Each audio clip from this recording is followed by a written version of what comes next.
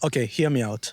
While human beings have mastered the art of creating homes and tools, our feathered friends rely purely on nature, right? And for years, human beings have been trying to help our avian friends by creating simple house shelters such as this one. But is this the best that we can do? Hi, my name is Steven, and welcome to the Birdhaven.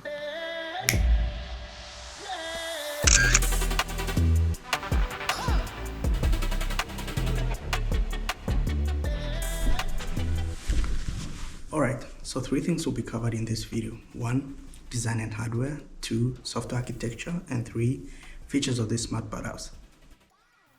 So let's talk about the components that I used. So for the main controller, I went for the Raspberry Pi 4 Model P with its powerful processor, the BCM2711. This was the right controller to use in the project. I also needed live streaming capabilities in my project, and to achieve that I had to use the Raspberry Pi cameras.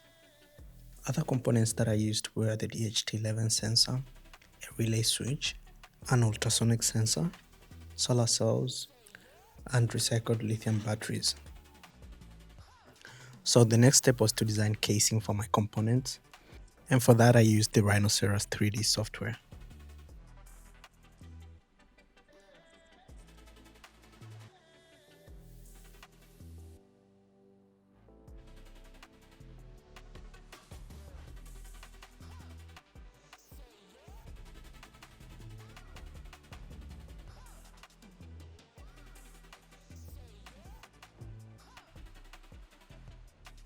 So after getting all the parts printed and assembled, this is how the final product looked like.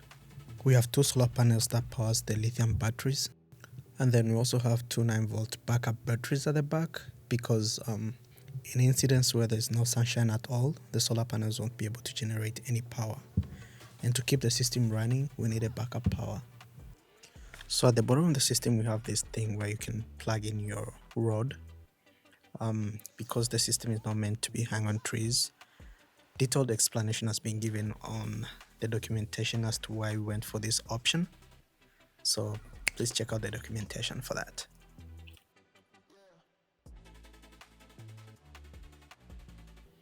So we also have a bird feeder that uses ultrasonic sensors to determine the amount of food available in the feeder. And this helps to keep you alerted on when the feeder actually might need a refill. The system also has heat pads that can be controlled from an app, and this helps to keep the birdhouse warm even on extreme cold weather.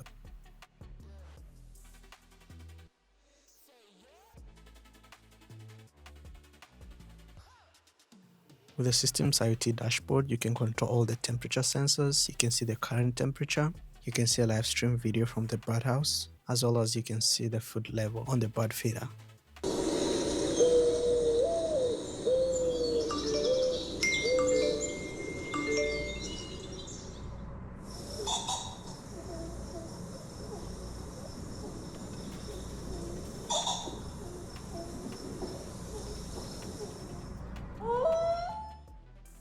So the system has a pre-trained machine learning model as well as a Telegram bot. So here's what happens. So the system listens for every bird sound coming from its surrounding, right? It then uses the pre-trained model to make prediction on what bird it is, and then it uses API to get the scientific name of the bird as well as the image of that particular bird, and then it uses the Telegram bot to send you all the details straight to your Telegram account.